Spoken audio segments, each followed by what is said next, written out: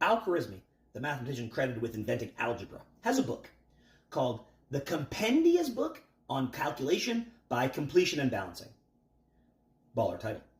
And in this book, he talks about how to solve all sorts of algebraic expressions, in particular, quadratic expressions. And you're thinking, if he's writing this quintessential book on algebra, he must use variables a lot. He must have a lot of variables in it. I wonder how many variables he uses. Turns out 0. He doesn't ever use any variables because he's writing it like a story. So he would say something like, the square of some unknown quantity plus 2 times that unknown quantity is equal to 15. And then he would talk about how to solve it. And over hundreds and hundreds of years, we took these ideas and we sort of streamlined it. We said, I don't want to keep calling it just the unknown quantity. Maybe we could give it a name. And maybe we'll call it x. And then we can rewrite this as x squared plus 2x is equal to 15. And then we can solve that. So the way we think of algebra, right, is with this shorthand that was developed over hundreds and hundreds of years.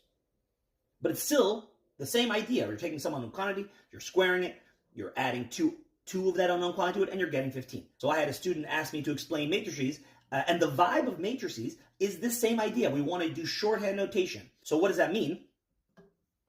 So if you have a system of equations, like 2x plus y is equal to 7, and 3x minus y is equal to 3, that's sort of an annoying equation to solve by hand. You can do it. You can solve for one variable, you can plug in, and then you can get the answer.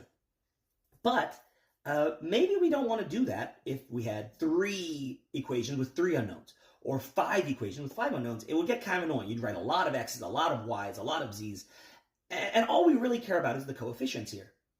So what matrices allow us to do is they allow us to talk about these equations by just thinking about the coefficients.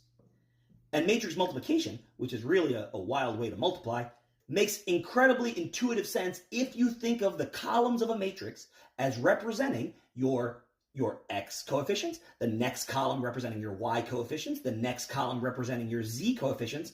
It makes total sense to think about how you're multiplying them out to get this system of linear equations. So that's the vibe of matrices.